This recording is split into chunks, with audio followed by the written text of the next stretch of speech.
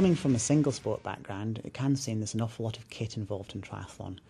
It seems like there's lots of things to get organised, and it can be quite confusing on race day. So we've put together a guide to everything that you want to have ready and how to make the best use of it. The important thing about your kit for race day is you want to minimise the amount of changing that you have to do during the race. Therefore, a triathlon suit like Stephen's wearing here is perfect. You can wear it for all 3 disciplines, and therefore you don't have to change anything at all. You wear your kit underneath your wetsuit, and if the race allows you to use a number belt, then you have your number on the number belt and wear that underneath the wetsuit as well. There are some races that don't allow the use of number belts, in which case you would simply use safety pins to clip your number to your tri-suit. A wetsuit is pretty much an essential bit of equipment for swimming in Britain, and nearly all races will allow you to wear a wetsuit. You also need to have swimming goggles. It's a good idea to have at least a couple of pairs of these. Have some that have shaded lenses so that if it's bright and sunny you are able to see without being blinded by the sun, particularly a problem in early morning swim starts when the sun is low in the sky.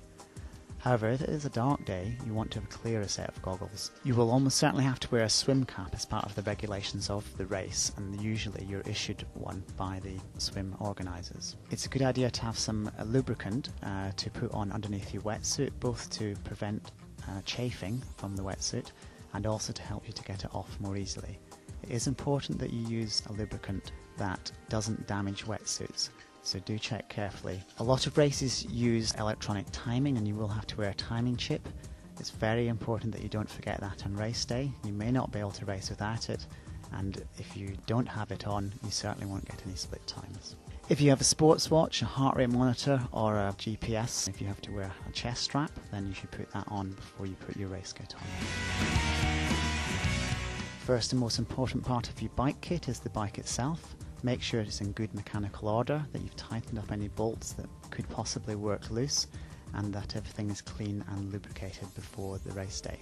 You may have triathlon bars on your bike. They're not absolutely necessary, but if you're an experienced competitor who wants to gain a few seconds of time, then they do make you faster in most circumstances. It's absolutely essential to wear a helmet in a race. Race organisers are always very strict on the fact that you must have your helmet on whenever you're touching your bike. It's an easy thing to fall foul of in transition, and a lot of athletes end up with time penalties because of it. It's a good idea to wear some eye protection that stops things from getting in your eye when you're cycling, and also means that you can be a little bit more relaxed in bright conditions. It's a good idea to have 2 sets of lenses so that if it's bright conditions you can have lenses which have UV protection, or if it's an overcast day you can just have some clear lenses. This will still protect you from anything that might get into your eye when cycling. It can be very uncomfortable to have a fly or some other object that hits you when you're going at 40 kilometers per hour. If you've got specialist bike shoes, then you should try and choose some for triathlon that have a single Velcro strap. This makes it much easier for you to get your foot into and out of your bike shoe for the transitions. For most races, it's a good idea to have some hydration ready on your bike. Make sure you make up a bottle of a drink which you find works for you, and have it ready on your bike before the start of the race. As well as having a drink for hydration purposes, it's a good idea to have a drink that's got some energy in it. You might want to have a bottle ready in transition so that you can drink something as you set out on the run. Or another way of getting some energy is to have an energy bar or an energy gel that you can eat during the last portion of the bike, and that provides you with some energy for the run section. It makes sense to have some tools and spares with you on the bike. It's surprising how a very simple mechanical problem can spoil your race, whereas if you've just got an Allen key or a spare inner tube and a pump, you can sort it out, continue on your way, and have the satisfaction of completing the race. One useful bit of kit is some elastic bands to hold your bike shoes in position during the transition phase. This stops your bike shoes from catching on the ground as you're running from your bike to the mount line at the start of the bike section.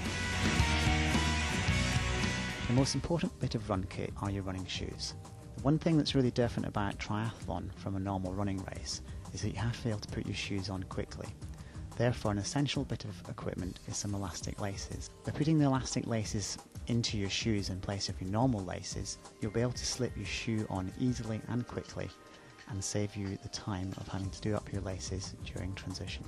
It's also a good idea to practice wearing your running shoes without socks. There's no real need for socks during a triathlon, and it will save you time if you don't have to put those on in the transition.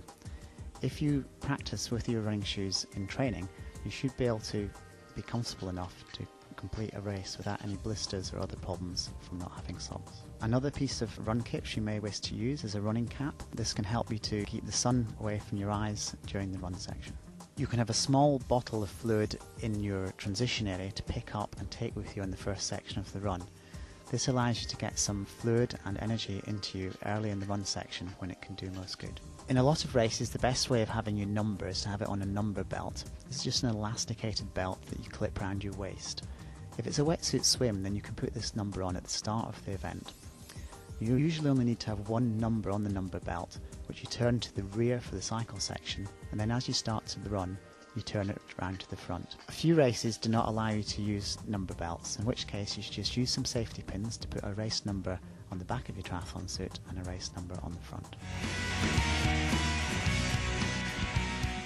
One thing that I find particularly useful is to have a distinctive towel, something that you can recognise as you're running towards your bike in transition. It just makes it a little bit easier to find the right place when you're coming out of the swim, when you can be a little bit tired and disorientated. Some people like to have a transition bin, which is just a plastic container where they put all the stuff that they're going to use in transition. It stops it from getting in the way of other athletes and makes it less likely that somebody is going to disturb your equipment in transition area. It's very useful to have some talcum powder to put into your running shoes and your bike shoes. Not only does this allow you to slip your feet in and out of the shoes more easily, but it can help to stop rubbing, which might cause you blisters.